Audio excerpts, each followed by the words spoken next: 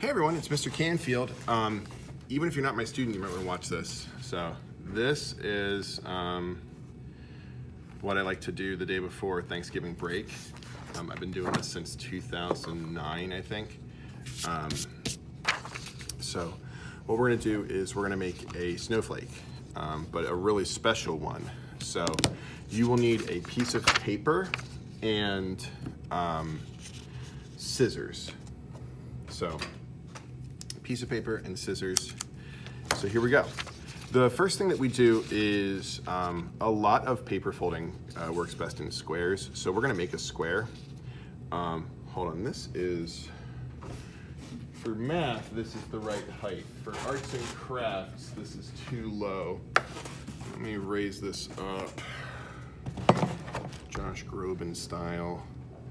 All right. Okay, so that should be a little bit better. Okay, so the first thing we're gonna do is to make a square. I call it a sailboat fold, but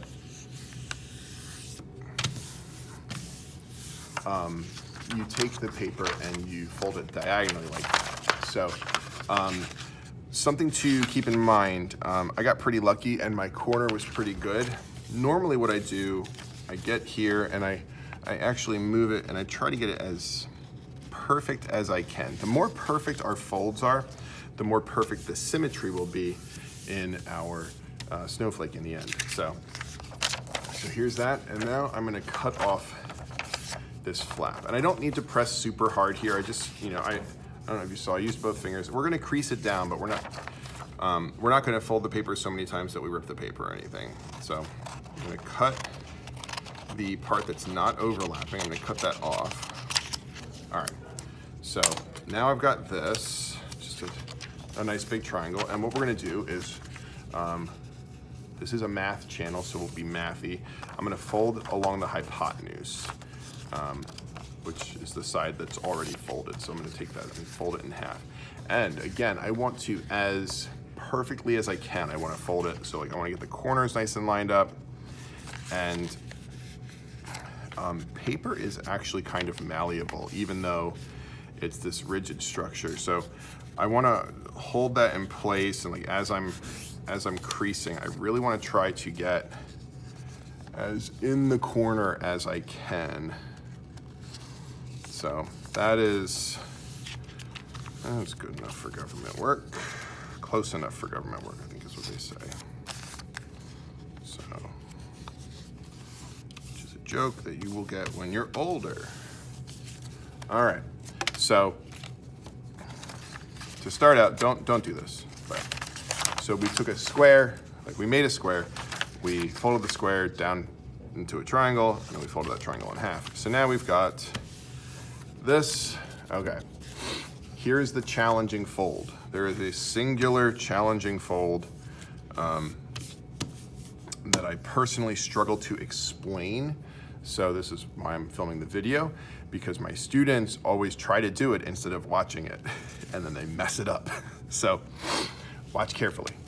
I am going to take the piece of paper and I'm going to take the two ends and I'm going to put them past each other like this. And I'm going to then perfectly take this so that the hole down here closes up and these two push up like this. So I want to have them cross in the middle. So like right now, see how one's more overlapped than the other one? I don't want that. I want them overlapping in the middle, and I want that hole in the bottom to close up as perfectly as possible. So additionally, on the back, I want the ice cream cone here to line up perfectly with that edge. So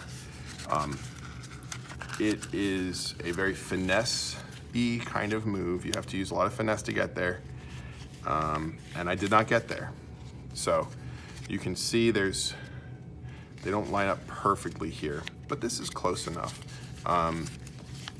I do a few of these every year, and I teach it to each of my classes. So I do have a lot of practice, but I don't have a lot of practice doing this on camera. So But yeah, if you were to unfold it, what should happen is you should have these two lines that perfectly go to the middle here. So I kind of was off to the right a little bit too much. I could have come over a little bit more. And the thing to emphasize is that you want this to be as perfect as you can so that when you cut it, your symmetry will be perfect. So all we have to do now, so I call this the fox fold. If you can't see it, there's like a line here. You could draw the two eyes of the fox on it.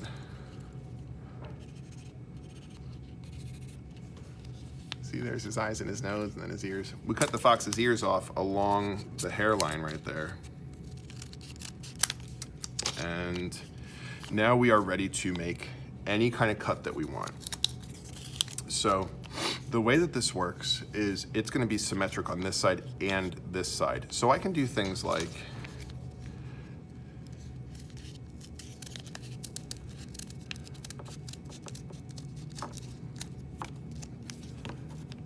I can cut this shape out, which if you've ever played with paper and cutting paper out, you know that this makes a heart if you cut it out.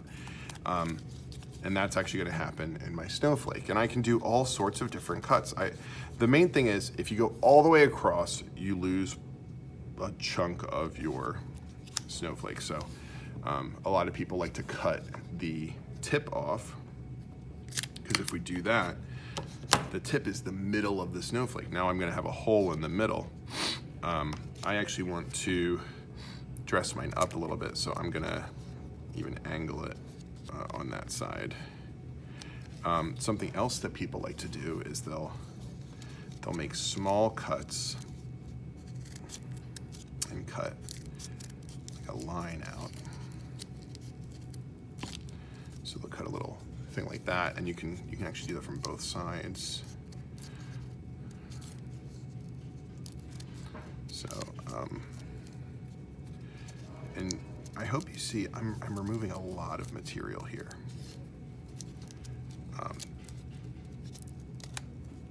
You don't have to remove a lot of material, but in general, the more material you remove, the cooler the design will be in the end.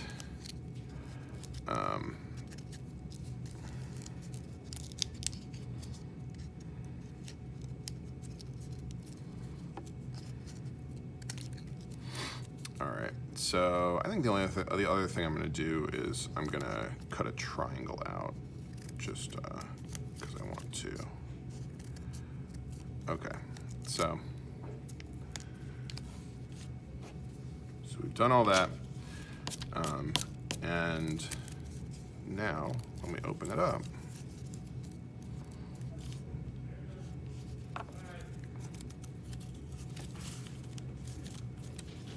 it all becomes worth it.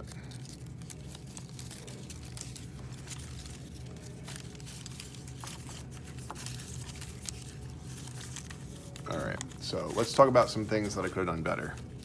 So you see how here and here, these aren't perfectly the same. It's because like this heart is kind of dopey. It's because my symmetry wasn't as good when I was folding. I could have been more exact with my symmetry. If I had been more exact, this would look cooler. But yeah, if you take your time with this, it can be really, really, really cool. And it's always a lot of fun. And if you make one of these and you weren't here for class, but you wanna make one and bring it in, I will laminate it and we hang it from my ceiling, and we have it snow in my room for the entirety of winter. So hope this was fun. If you tried it and you ran into any problems, feel free to leave a comment down below or email me, and yeah, I can help you out. Bye.